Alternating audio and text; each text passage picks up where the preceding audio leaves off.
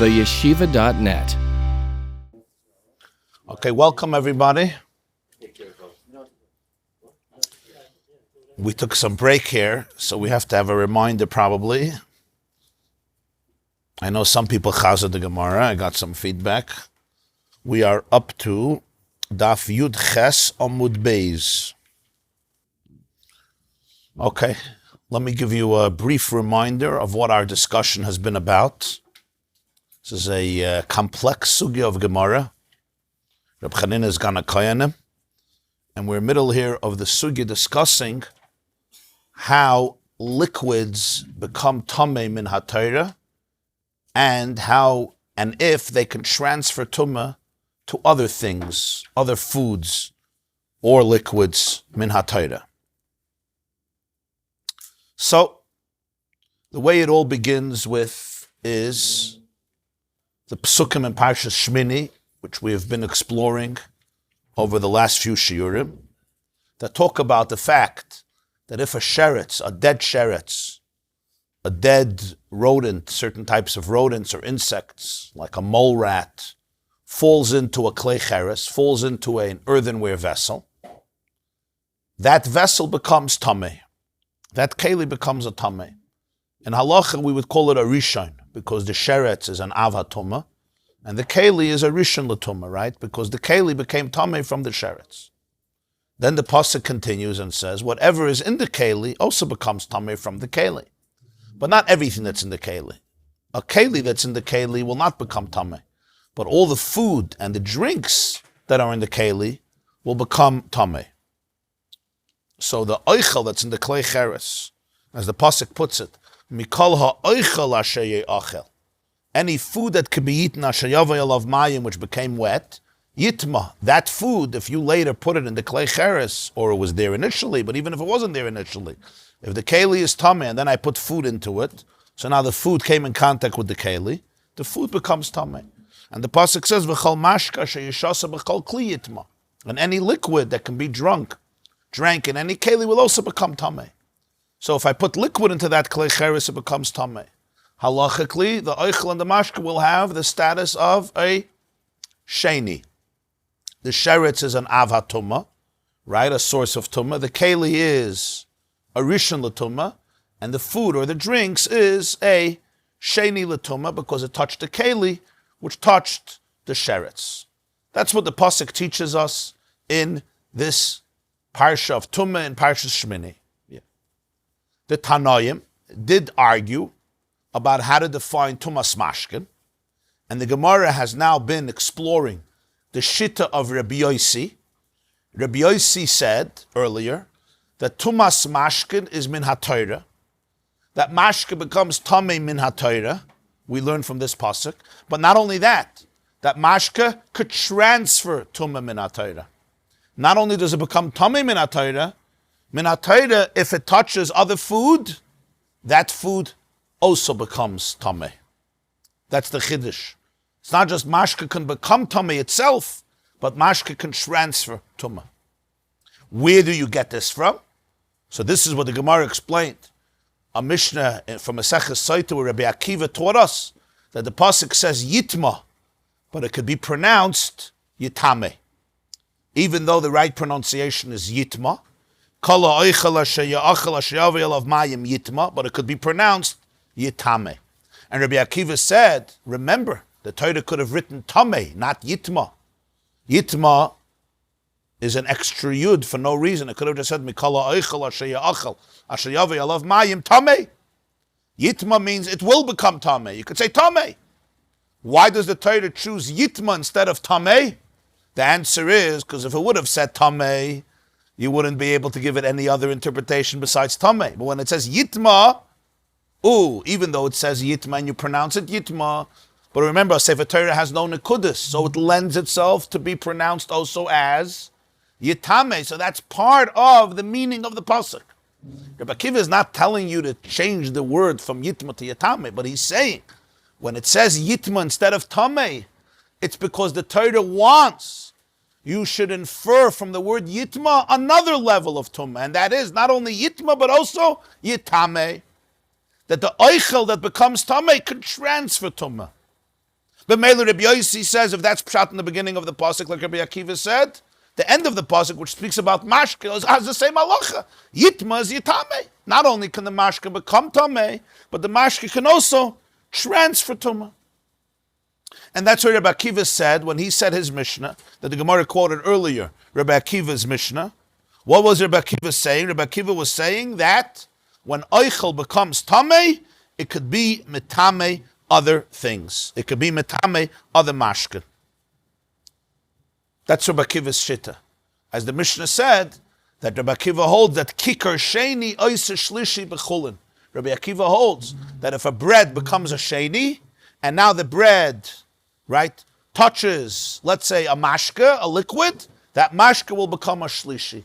That's Rabbi Akiva's shit, and his shit is that this is even true with chulin, with mundane food. We're going to see.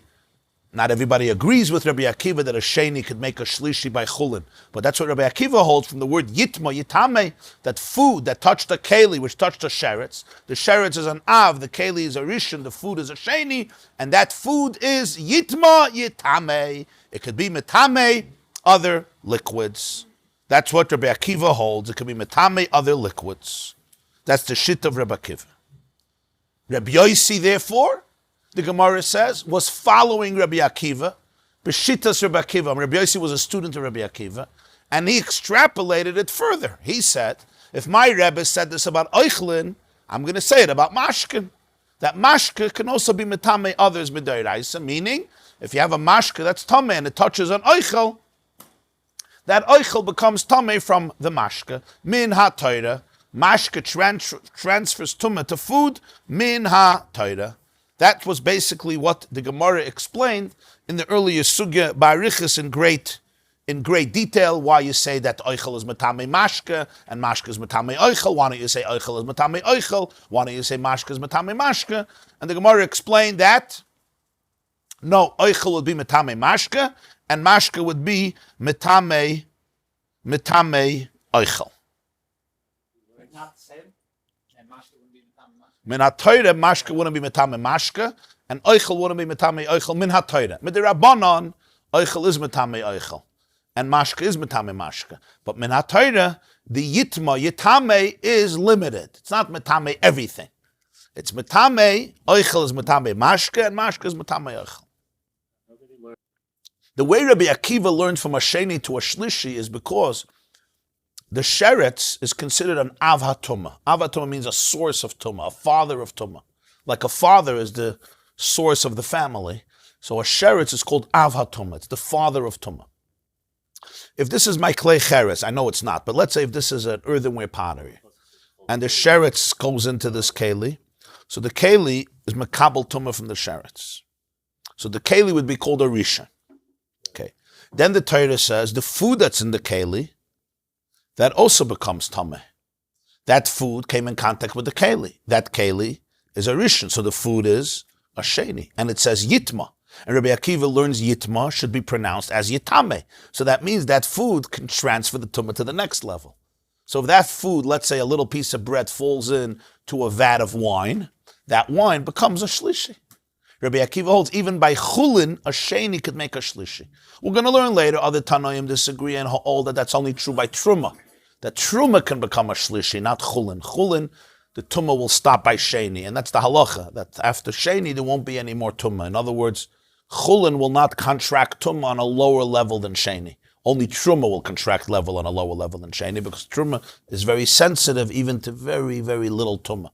But chulin is not so sensitive, so therefore, after sheni, it won't transfer tumah anymore. Rabbi Akiva, following his interpretation of the psukim, yitma yitame means that the oichel can transfer tumah further. What does it mean further? The kikar sheni could make a shlishi even by chulin. Rabbi Yossi is following Rabbi Akiva's shitta, so therefore he applies it to drinks, and that's why Rabbi Yossi holds that tumas mashkin is not only midoraisa for itself, but also midoraisa to transfer tumah, and has the capacity to transfer tumah to others. That was basically the sug.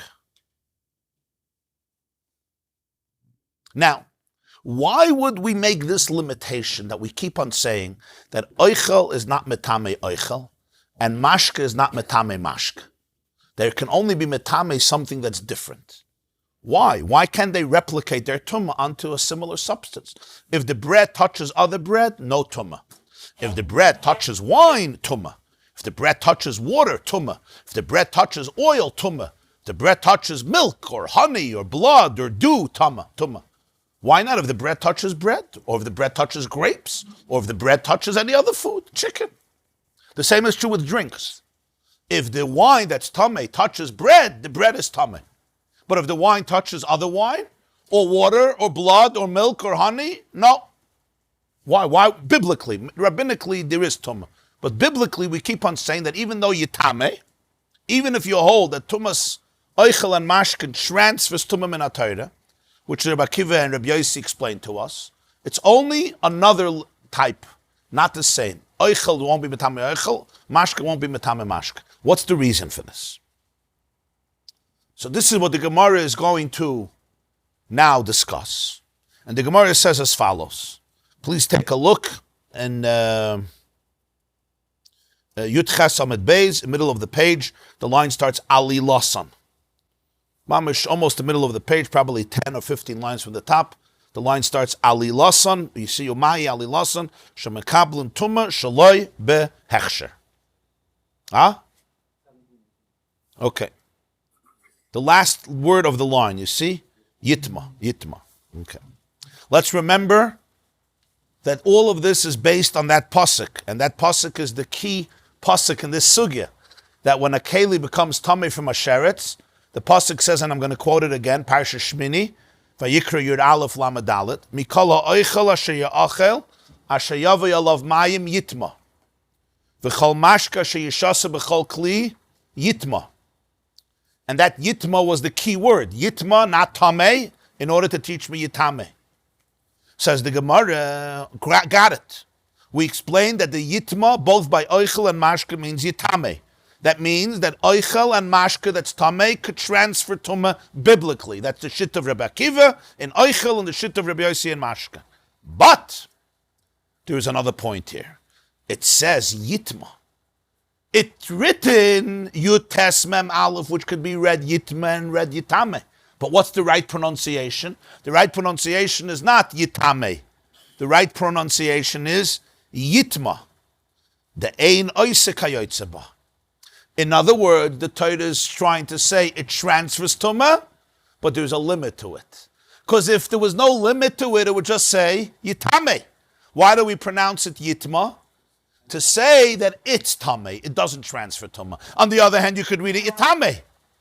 So we are stuck. We're in a limbo state. It doesn't say tamei. It says yitame, yitma, in order to teach me that you should also read it, or at least explain it as yitame. But on the other hand, it's not written yitame. That's not what you're supposed to read. The Messiah, the tradition that we have from Moshe Rabbeinu is you have to read it yitma. A Bal Qaeda doesn't get up and say yitame. Everybody's going to scream, Yitma, Yitma, Yitma, right? So which one is it? So from here we see that there's a duality here. On one hand, you transfer Tumah, but there's other things in which you don't transfer Tumah. Yitma, only your Tumah. So from here we learn there ain't that there's a limit in how much it transfers Tumah. That Oichel and Mashka could be Metame, but it can't replicate the tumah to something that is kayotzeba, that is similar to it. Meaning food can't be metame food, and mashka can't be metame mashka. Yeah, it's always limited. Because if it wouldn't be limited, it should have just said, kol ha'oichel yitame. Okay, transfers tumah, fine. Whatever can become tameh, can become tameh. Can food become tameh? Yeah. So it can become tameh from other food. Can liquid become tameh? Yeah, so it can become tameh from other food. Since the Torah wants you to know yitame, but it makes sure not to read it yitame, to read it yitma, means the Torah also wants you to know this becomes tameh, it doesn't transfer tameh. But you're telling me yitame, but you're telling me yitma, so what am I supposed to do with this? Tameh really goes on at its own time. So from here the Chachamim come and explain that there's two types. If you're talking about liquid, the oichel will be at metame. But ain't tumah oisa kayotzeba. But the oichel will not generate tumah to something similar to the original. Meaning oichel will not be metame oichel. And the same with mashka. Yitma, yitame. When it comes to being metame other mashka, then we say yitma, not yitame. it's tamei. It doesn't transfer tumah. When it comes to be metamei other oichel, then we'll say yitamei. Now you want to know what's the logic? What's the logic? Why don't you limit it the other way? Why don't you say let it be metame its own kind, right? Let it be metame its own kind. What's the svara? What's the svara? The svara is, I'll tell you the svara. I don't know what to be memayit. I don't know. I could be memayit oichel. I can be memayit mashke. So I have to look for hints, because I don't know. I'm stuck. Diminish, exclude. Memayit means to diminish, to exclude. I have to exclude one. Kalim, I have no suffix that I'm memayit. Why? Because Kalim could not become tamei from a rishon, and certainly not from a sheni. So Kalim, I have no suffix, because Kalim can't even become tamei when they fall into the clay cheres, which was a rishon, right? So I have no question that it's not going to Kalim. That's not a shaila. Which means begadim, Kalim, a person. That's not a shaila. Person who touches oichel and mashke can't become tamei. A keli that touches oichel and mashke can't become tamei. My only question is, can oichel become tamei or mashke become tamei? So how do you do this? So this is what we do. We say like this. Take the context of what says in the pasuk. The pasuk reads, Mikol ha'oichel asher ye'achel yitma. Ataza. The oichel that's eaten yitma, it can get tamei. and not other oichel. You understand? But it says yitame. Okay, yitame is mashkin. In other words, the logic is to be memayit that which the pasuk is talking about. Since the Torah doesn't say what it's being memayit, what is it excluding, so logic tells us that we're excluding that species, that category which is mentioned in the pasuk. It says the oichel in the keli yitma, it becomes tamei, nothing else. What's nothing else? What's this nothing else? What? I would say other food, because that's what you're talking about. The food in the keli becomes tamei. The food not in the keli, the food that I'm going to touch later, is not tamei. But it says yitame. Again, it doesn't say yitame. It could be read yitame. So what do I do with that? So I say, okay, that refers to mashka. That's how we do it. That's what the Gemarah say. Yitma the ein oise kayotzeba. Taka yitma is yitame, but it's read yitma. Teach me ein oise kayotzeba. As Rashi says, yitma the ein oise kayotzeba. Keloimar. Hashta the darshin on yitma yitame. We explained yitma could be read as yitame. But v'hai de karinan bitravayu. Yitma, but the fact that we pronounce by both of them, Yitma, lelamdach miyut, the ein metame oichel kayotzeba, the ein metame kayotzeba, can go in oichel, umashke mashke. Zog the Gemarah, mehachen afka? Really? Is this the source? Mehasem nafka. There's another source for this, and just a few psukim later, this pasuk was Vayikra Perik Yud Aleph pasuk Lamed Aleph. A few psukim later, we learned this. The pasuk says, and we quote, "V'chiyutan mayim al zera." When water falls on a seed, and by water falling on a seed, it becomes susceptible to tumah, because we remember that all food cannot become tamei if it doesn't get wet after it's detached from the ground. So when a seed gets wet with water, v'nafal min nivlosam alav, and then the corpse, the carcass of one of the dead shrotzim that becomes tamei falls on the seed, says the Torah, tamehu, this seed is tamei. That's the pasuk. Tamehu lachem. It adds the word lachem. V'chiyutan mayim al zera v'nafal min nivlosam alav tamehu lachem. Shmini Perik Yud Aleph pasuk lamed ches. We ask a question. What's this hu? Tamehu. The zera tamehu. So we learn hu tameh ve'ein oisa tumah kayotzeba. He, the food, the zera that touched the sheretz, it's tameh. Tamehu ve'ein oisa tumah kayotzeba. He cannot replicate that tumah to another food. That's how Chazal explained the tamei hu, because the word hu is superfluous. It could have just said the zera is tamei. What do you have to say tamei hu? It's tamei. It's tamei. What's it's tamei? And not something else. So again, there's an exclusion. What's being excluded? Another food. So the Gemara says, this is the source from where we learn that ein oichel matamei oichel. So in other words, it says tamei hu. So the hu teaches me. Now, if it wouldn't have said hu, if it would have just said tamei, what would you say? You would say it becomes tamei and it doesn't transfer tumah, right? It doesn't say yitamei here, it just says tamei. But by saying tamei hu meaning it's tamei and something else is not tamei. But 1 second, you could have just said the word tamei. You could have just said tamei and you would know it's tamei, nothing else is tamei. By saying tamei hu, you're teaching me two things. It's tamei and something else is not tamei, but something else different could touch it and become tamei. Exactly, because it could have just said tamei. If it would have just said tamei, you would say the zera is tamei and that's it, doesn't transfer. Tamei means tamei. But it says tamei hu. Why do you have to add the hu?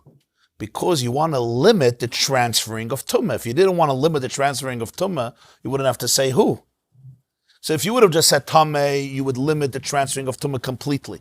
By saying tamei hu means that really the tumah does transfer. And that's why you have to say hu to put a limit on it. Because if you didn't want to, if you wanted to show that it doesn't transfer at all, don't put in the word hu, just say the word tamei. The fact that you say the word hu means that you're putting a limit on it. Why do you have to put a limit on it? Because that means there is a tumah that gets transferred. But you're saying tamei hu tamei ve'ein oiseh tumah kayotze ba. So I'm stuck again. I have the same limbo. What gets tamei and what doesn't get tamei? So we say the same vart. Oichel doesn't get tamei from the oichel. Mashke doesn't get tamei from the oichel. That's what Rashi is going to say. Hu miuta. Who is a miut? Tamei hu. He's tamei. V'oichel de kavasei kamemayet. This is the Rashi I was explaining. So how do you know what to exclude? You're excluding the oichel, the kavasei. You're excluding the oichel, the food that is similar to the first item that is discussed in the pasuk. Since the pasuk is discussing food, and the pasuk says tamei hu, this food is tamei, this, and not something else. What's the something else? Food. I'm not going to say something else is mashka, because the pasuk is talking about oichel. So that's what Rashi says. V'oichel de kavasei kamemayit. What is he being memayit? Oichel that's kavasei, oichel that's similar to the first oichel that we're talking in the pasuk. The pasuk says this zera is tamei. Tamei who? He's tamei. Who's not tamei? Who's not tamei? Another food that touches him. What if he touches a mashka? The mashka would be tamei. How do I know the mashka would be tamei? How do I know the mashka would be tamei? Well, two things. First of all, I have yitma yitame. So I know that the mashka could become tamei because the oichel could be metame something. It says yitma yitame, so oichel could be metame something. The question is, what can it be metame? So it can't be metame oichel because it says who, but it's metame mashka. But furthermore, as I explained, it could have just said tamei. Tamei means it's tamei, nothing else gets tamei. The fact that it says tamei hu means that the Torah is trying to say that it does transfer tumah, and that's why I have to diminish it and say tamei hu. If it wouldn't transfer tumah at all, just say tamei. The fact that you have to say tamei hu means that it's transferring, but I have to say, wait, there are limits. What are the limits? The limits is that ein oiseh tumah kayotze ba. You can't bring the tumah to other oichel.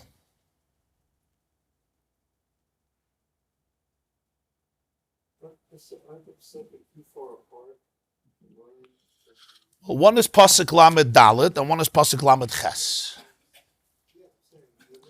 Oh, so that's the Gemara's question. No, you don't even need that. Tamei hu just means that the oichel is tamei and it doesn't transfer tumah. Ein oiseh tumah kayotze ba.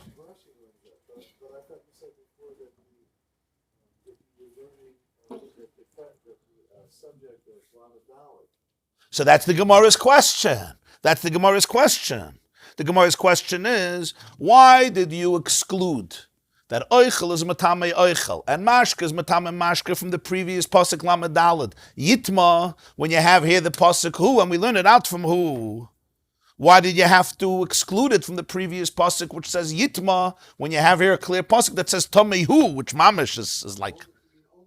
Right, yeah. What do you need both? What do you need both? Only that mean Tamehu, only these Tame. It's not going further. That pasuk didn't have to say it. Maybe It could have said Tame.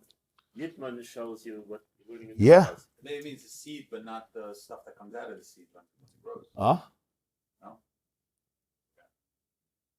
Or that would be counted as part of the seed. Yeah, we're not making a differentiation in food. So the question is, why do you need both sources to teach me that ein oisatuma kayotzeba? What do you need both sources? So the Gemara says, I'll explain it to you.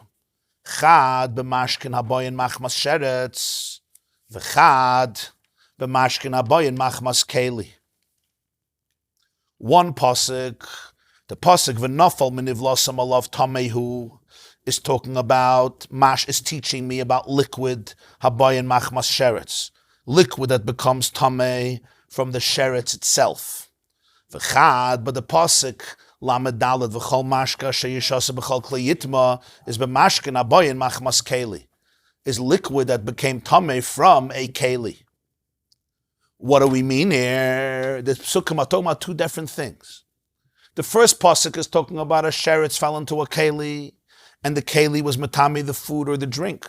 So the mashka became tamei from the keli, which is basically a sheni. The second pasuk is talking about that the sheretz fell on zera. So the food or the mashka became tamei from what? From the sheretz itself. That's a whole different level of tumah. That's a rishon l'tumah. It got contact with the sheretz itself, not only with the keli that touched the sheretz.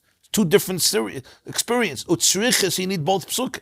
The iyashmin and the mashkin haboyin machmas keli. If you would only tell me the halacha by liquid that comes from a keli, I would say, oh, that liquid can't transfer tumah to other liquids, which from the loy chamiri, because it's not such a stringent tumah, because it's only a sheni l'tumah, because it became tamei from a keli, which became tamei from a sheretz. Aval b'mashkin haboyin machmas sheretz the chamiri. But liquid that became tamei directly from a sheretz, where the tumah is chamiri, the tumah is much more serious, it's much more stringent. Why? Because the food or the drink became tamei from the av tumah. They are a rishon, not a sheni. Eimeh, oisa tumah kayotzeba. I would say here, when the Torah says it can transfer tumah, it can transfer tumah even to something similar.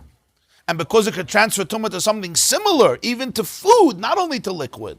So that's why you need a pasuk to teach me that even liquid that became tamei directly from a sheretz cannot transfer tumah to other liquids. Let's see Rashi. So Rashi, Chad, one pasuk is lemiyute mashkin haboyin machmas sheretz, is to exclude liquid that becomes tamei from a sheretz. And Rashi now introduces an important question. 1 second. The second pasuk is not talking about mashke that got tamei from a sheretz. Second pasuk is talking about a zera that got tamei from a sheretz. Even though this pasuk is not talking about liquid, the chiyutan mayim al zera, when it speaks about the water on the seed, is mashma filu shenoga b'han sheretz la'achar shenigvu. It doesn't mean if the sheretz touched the water necessarily. It's even if the sheretz touched the seed after it was wiped off. The point is that the seed once became wet, but even if the seed is now dry because the water was wiped off, it also becomes tamei. So we're not talking about necessarily that the sheretz touched water. The sheretz touched the seed that became wet with water. Miyu, that's true, Rashi says, but gali ba'oichel, the Torah reveals this halacha by oichel v'huadin lamashka, and we're going to compare it to mashka. We're going to compare mashka to oichel. So even though it's not talking about a case of mashka, the Gemarah is saying that it's referring also to mashka ba machmas sheretz. Just like an oichel that touches a sheretz becomes tamei, mashka that touches a sheretz also becomes tamei. You're right, the pasuk is not talking about mashka. Why does the Gemarah say mashka nabai and machmas sheretz? The Gemara doesn't mean that the pasuk is talking about mashka that touches a sheretz, because when the pasuk says v'chiyutan mayim al zera, v'nafal minivlasam alav tameyu, the point is that the zera became susceptible to tumah through the water. We're not talking about the water becoming tamei. We're talking about the zera becoming tamei, and the sheretz touching the zera even after the water dried up. That's true. We're not talking about the tumah of the water. But once the pasuk is teaching us that oichel that touches a sheretz becomes tameh and is not metame other oichel, because tameh who tameh and nothing else is tameh. Rashi says we're going to learn from this the same idea. Mashke touches a sheretz, it also becomes tameh, right? And it's Parshas because if oichel touches a klei cheres that touches a sheretz, it's tameh. Mashke touches a klei cheres that touches a sheretz, it's tameh. There's no reason to say oichel touches a sheretz, it becomes tameh, and mashke touches a sheretz, doesn't become tameh. Especially we learned earlier that mashke is more stringent even than oichel, because mashke becomes tameh even without getting wet. Mashke is right away mukshel lekabel tameh. So Melef mashke becomes tameh when it becomes a sheretz. So we're going to say on mashke also tameh hu, that what, that it's not metame another mashke. We see that there's a miyut, that the Torah is diminishing, whether it's food or drinks that are tameh from a keli, that they cannot transfer tumah to something else. That's the first pasuk. Sheretz touches a keli touches oichel. What's the halacha with that oichel? Yitma yitame, but yitma, it's not going to other oichel. By mashke that touches a keli that touches a sheretz, again yitma yitame, it's not going to another mashke. It's only going to another oichel. That teaches me only by oichel and mashke that became tameh from a keli. Now you have a new pasuk that's talking about oichel that becomes tameh directly from a sheretz, not from a keli. Not from a keli. That's the second pasuk, right? That this halacha, why do you need a second pasuk? Why do you need a second pasuk? The Gemara says, what do you need two pasukim? Now we understand. The first pasuk teaches me only oichel and mashke that touched a keli. That's a much more lighter tumah, because they're only a sheni. Over there I could say oichel is not metame oichel, mashke is not metame mashke. But if oichel touched a sheretz directly, it's much more serious. It's a rishon. Maybe here the oichel could be metame oichel. That's why you need a pasuk that what? Tameh, who? He's tameh. And who's not tameh? Another oichel. Who is tameh? Another mashke, but not another oichel. So we have two psukim directly for oichel. Oichel that touched keli, and oichel that touched a sheretz. Now, once we have the second pasuk for oichel that touches a sheretz, we're going to apply that also to a mashke that touches a sheretz. That's why the Gemara includes here the word mashke, not only the word oichel, because we're going to apply the same thing. Since we have a pasuk for oichel and mashke clearly that touches a keli, that touches a sheretz, that the tumah doesn't transfer to the next level. We also have a pasuk clearly by oichel that touches a sheretz, that the tumah doesn't transfer to the next level. We apply that mashke that touches a sheretz, tumah also doesn't apply to the same level. Because just like by a keli, the Torah applies a similarity between oichel and mashke and says they're both tameh, but they cannot transfer tumah to the similar species. So the same thing is when the Torah says that oichel that touches a sheretz, tameh hu, it refers also to mashke that touches a sheretz, tameh hu, and it's not going to transfer tumah to another mashke. Why do you need two psukim? Because Pashat, the second pasuk, is a much more serious tumah. It's a rishon. So you would think over there it could transfer tumah. So you need a chiddush that's still ein oichel matame oichel and ein mashke matame mashke.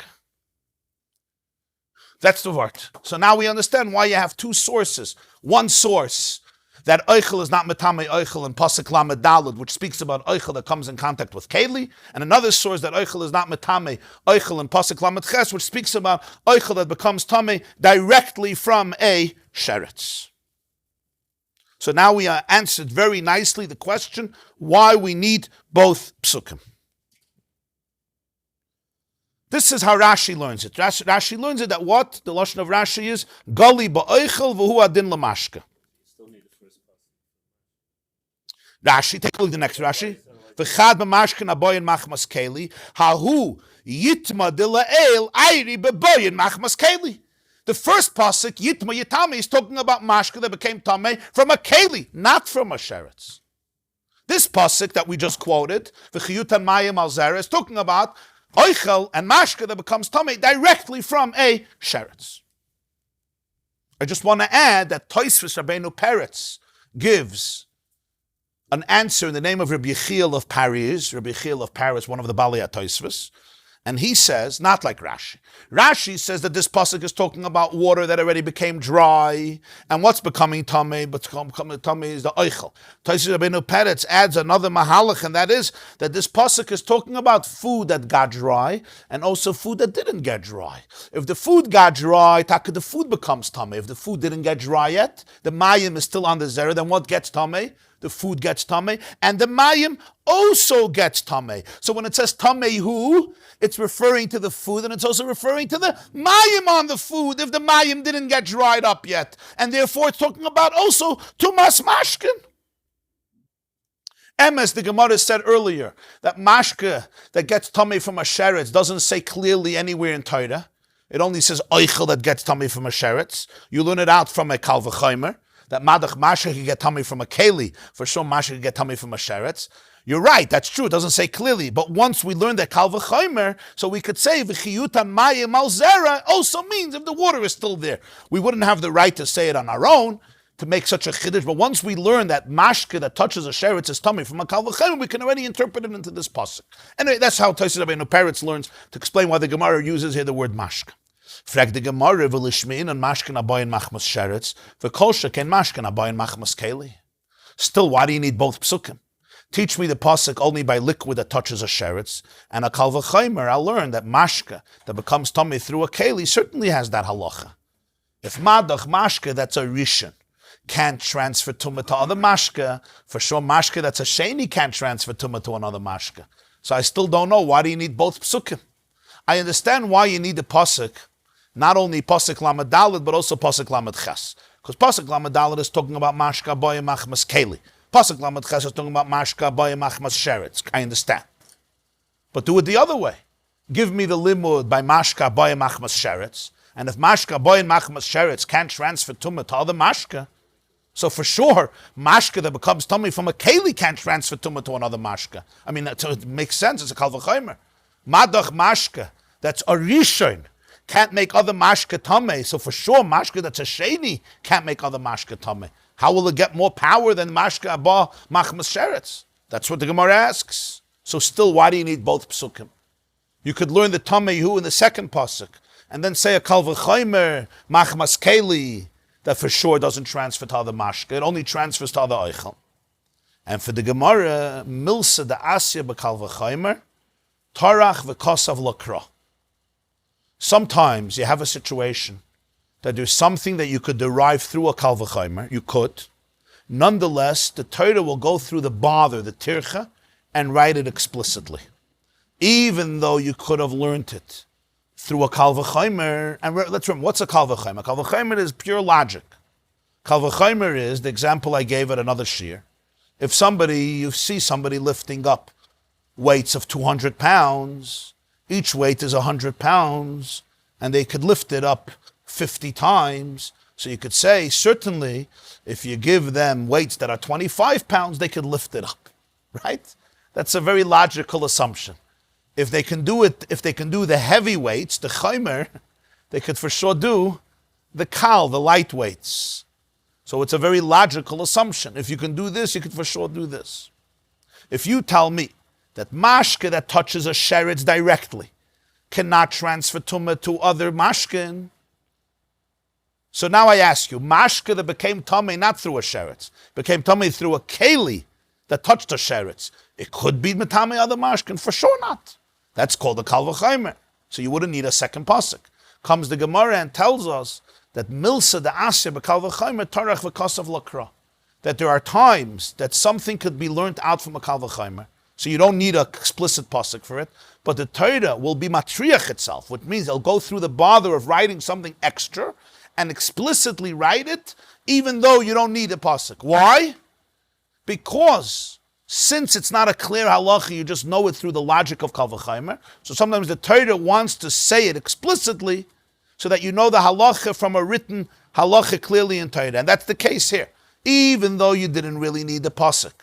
Yitma yitame, because you could learn it out from a kal vachomer, from tamehu. Madach mashka boy machmas sheretz can't be metame other mashkin, only other oichel. For sure mashkin aboy machmas keli can't be metame other mashkin, only oichel. But nonetheless, tarach v'kosav lakra. The Torah will write it specifically.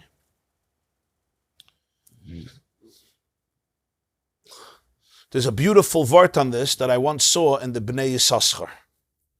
The Bnei Yissaschar of Tzvi Elimelech of Dinov asks, what's pshat in this Gemara?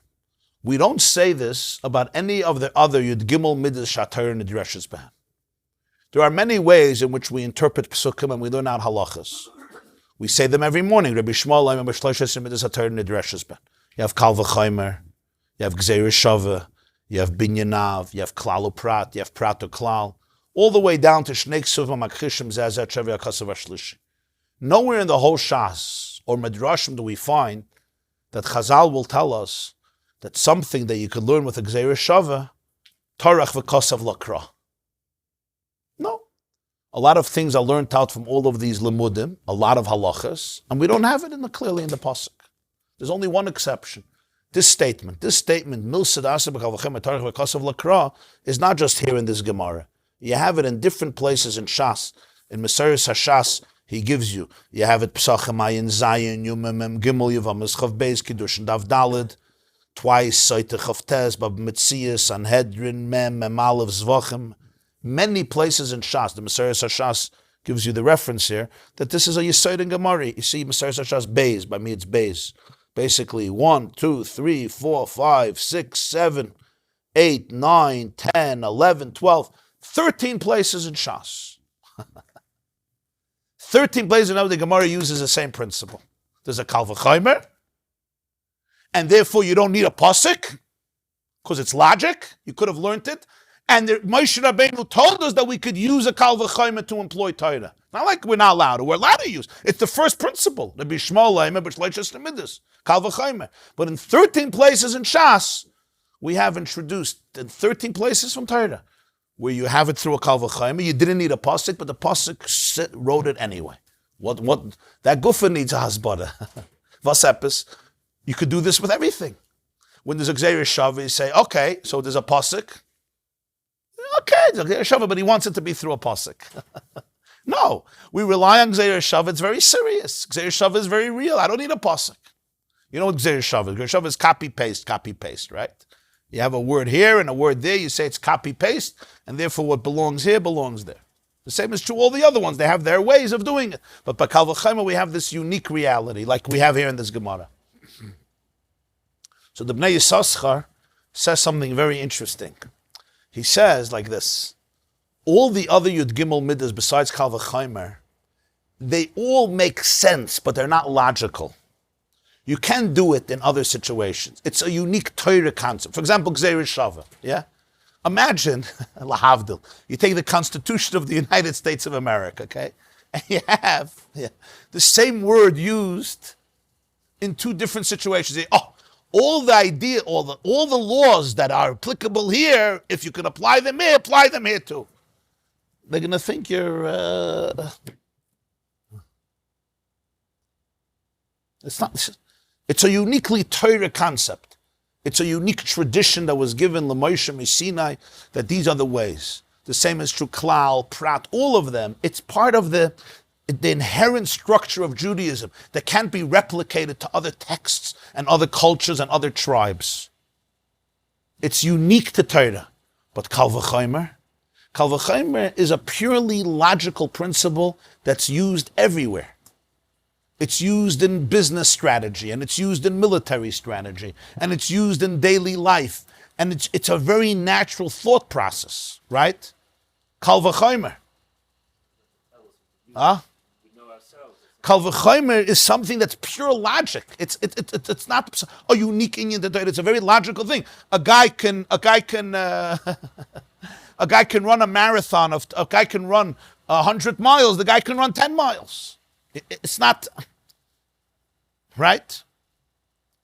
Says the Bnei Yissaschar. So therefore, when you're learning out of Kal Vachomer, you might think. I see he quotes it here in this Gemara. He says,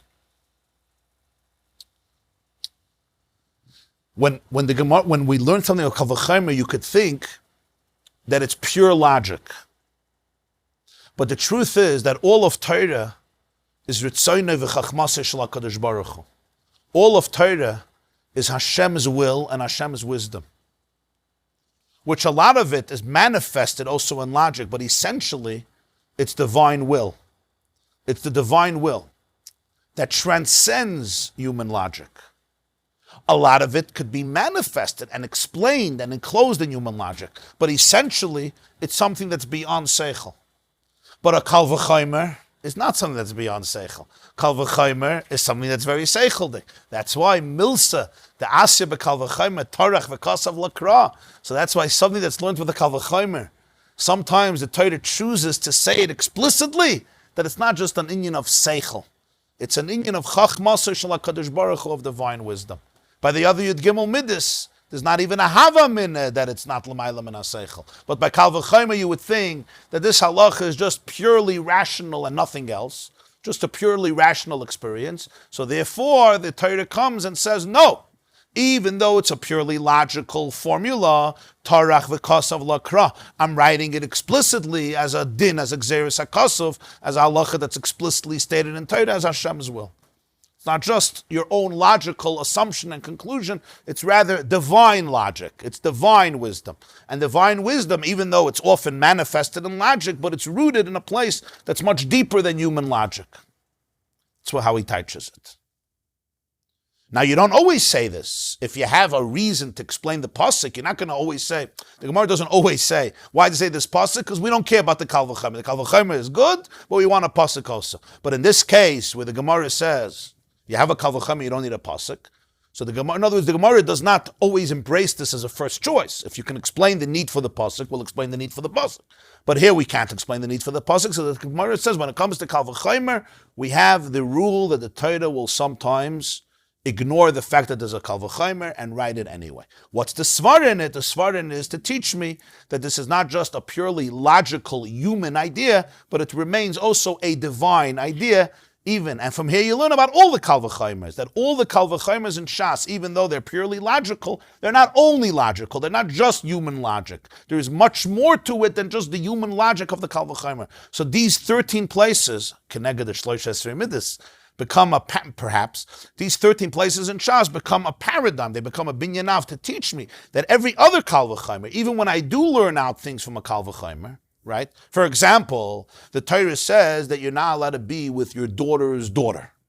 It doesn't say you're not allowed to sleep with your daughter. So you're allowed to be with your daughter, right? It's a good kal vachomer. Madach, your daughter's daughter, is arayis, certainly your daughter. But Torah doesn't say you're not allowed to be with your daughter. Why are you making faces? You could look it up. The Torah says your daughter's daughter. It doesn't say your daughter. Say, oh, you're allowed to be with your daughter? Of course not. It's a kal vachomer.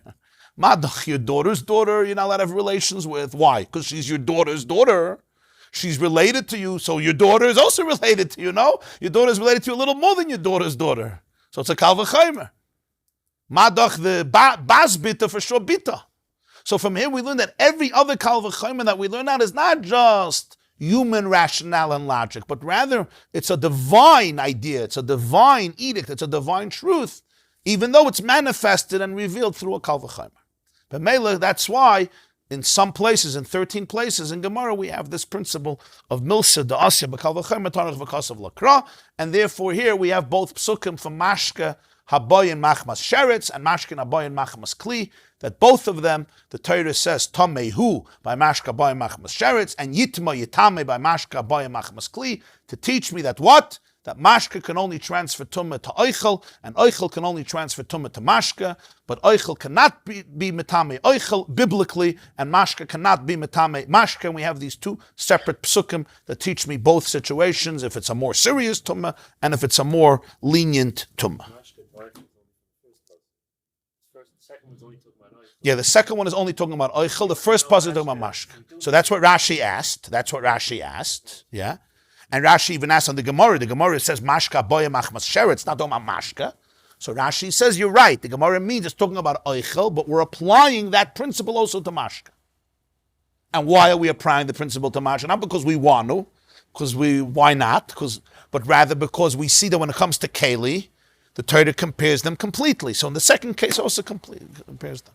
You understand?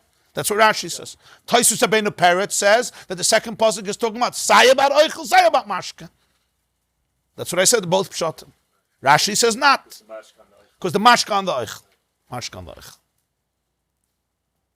That's a prerequisite for the Makabel Tumah?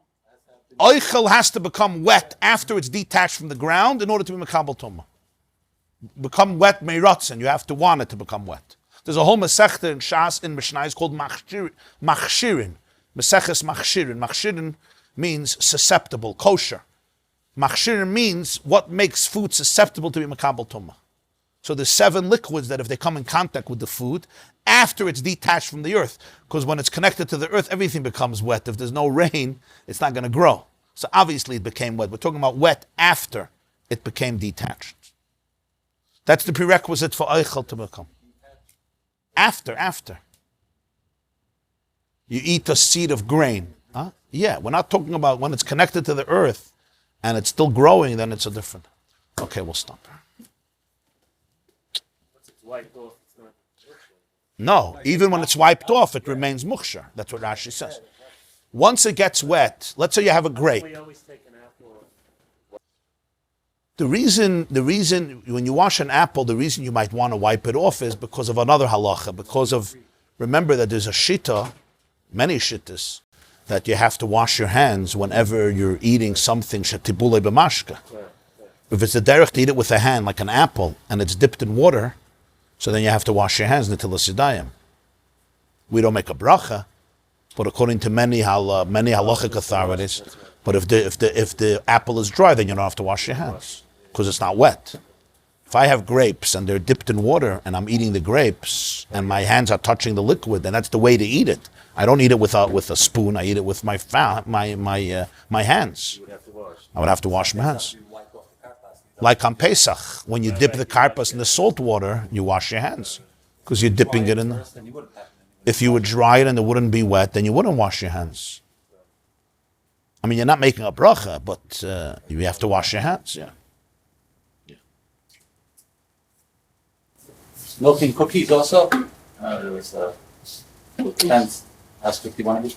Depends. If it's the derech to eat it, if it's your derech to eat it that way, Milk, I think they... generally when something is eaten with a fork or a spoon, you don't wash your hands. For example, when I'm drinking coffee, I don't wash my hands. Why? Even if I'm going to feel it to see how cold it is, I'm not going to wash my hands because the derech is not to touch it. You're not supposed to drink a coffee and touch it. You drink it in a cup. So if it happens to be that a person takes a cup of something that he usually does not touch with his hands and dips the cookie into milk, it's not the derech to eat cookies that way. Right? Fruit. Huh? Fruit, you always. Yeah. But you're saying if somebody eats cookies, you mean somebody eats cookies with milk every day, that's what you're saying? In camp as a kid, it was like after Shabbos, right? You ate cookies with milk. That was the You ate cookies with milk. lunchroom, and that was the breakfast. And did they wash hands? Yeah.